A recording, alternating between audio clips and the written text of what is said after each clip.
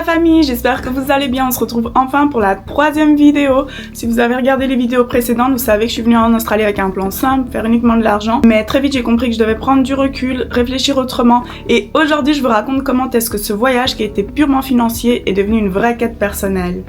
J'ai décidé de quitter Perth sans vrai plan et c'est là que mon aventure a complètement changé. Au moment où j'ai commencé à avoir des opportunités, j'ai ressenti un truc bizarre, comme si d'un coup j'étais plus sûre de vouloir ça. Pourtant c'était mon objectif de base. Je suis partie à Geraldton, une petite ville loin de tout. Là-bas j'ai trouvé un job, une auberge. C'était un moment où j'étais seule, sans distraction, juste moi, mon travail et ma relation avec Dieu. À ce moment-là, j'ai commencé à vraiment prier, à me poser les bonnes questions. J'ai ressenti comme si toutes les expériences que j'avais vécues jusque-là prenaient enfin un sens. C'est là que j'ai compris. Peut-être que l'Australie n'est pas un pays uniquement pour faire de l'argent, mais un endroit où j'allais découvrir quelque chose de plus grand. Alors que je commençais à me sentir bien, j'ai reçu une nouvelle qui a tout changé. Mon oncle était décédé.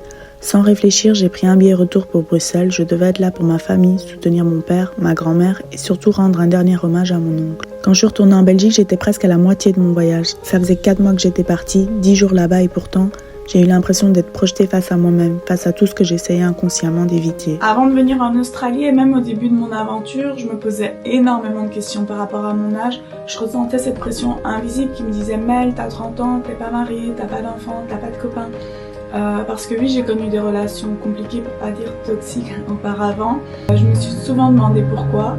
Revenir en Belgique, ça a mis tout ça en perspective et j'ai réalisé que j'avais encore des blessures non réglées, que mon regard par rapport à l'amour, par rapport à moi-même ou par rapport à ce que je voulais n'était pas encore 100% clair.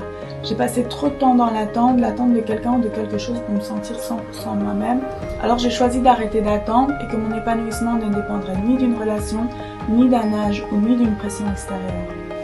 Ce retour en Belgique a été douloureux à cause des raisons qui m'y ont ramené, mais ça a aussi été une bénédiction. J'ai retrouvé ma famille et puis il m'a forcé à voir clairement les chemins que je voulais prendre en retournant en Australie. Dans l'avion, j'ai beaucoup écrit, beaucoup prié. Plus je réfléchissais, plus c'était une évidence. Le reste de mon voyage ne serait plus dicté par l'argent ni par la peur du futur. Désormais, mon seul objectif était clair, approfondir ma relation avec Dieu et me laisser guider.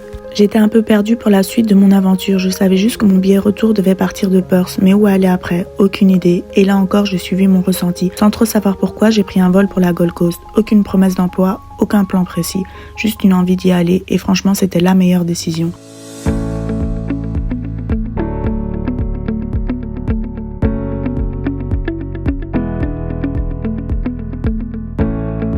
C'est aussi à ce moment-là que j'ai découvert Helpix. Ceux qui ne connaissent pas, c'est une application qui te permet de vivre chez les gens en échange d'une aide.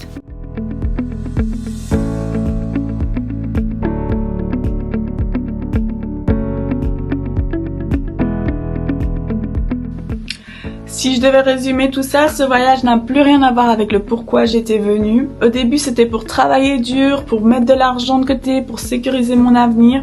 Mais aujourd'hui, je réalise que l'argent n'a jamais vraiment été le vrai moteur.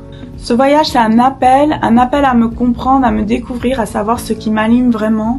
Et je crois que Dieu m'a éloignée de tout ce que je connaissais pour me montrer quelque chose de bien plus grand. Quand je suis revenue en Belgique, j'ai compris que je n'étais pas encore assez ancrée, que mon bonheur dépendait encore trop des situations qui m'entouraient, genre le climat, les gens, les problèmes familiaux. Tout pouvait encore influencer mon état d'esprit. Et est-ce que c'est ça la paix intérieure ? Je pense pas parce que pour moi, la vraie paix, elle ne dépend pas des circonstances. Elle vient d'une conviction profonde, d'une confiance que peu importe où je ne suis pas seule. Je voulais juste avancer avec Dieu, me laisser guider et voir ce qu'il avait pour moi. Et c'est ce que je retiens aujourd'hui. Parfois, on pense savoir pourquoi on fait les choses et puis la vie nous montre qu'on est appelé à faire bien plus. Et vous, est-ce que vous vous êtes aussi déjà retrouvé à poursuivre quelque chose et qu'après Dieu vous montre que c'est totalement l'opposé? Là, je suis persuadée que j'ai quelque chose de beau à vivre en Australie et que Dieu est avec moi et vu qu'il est avec moi, il est avec vous aussi. Bisous la famille.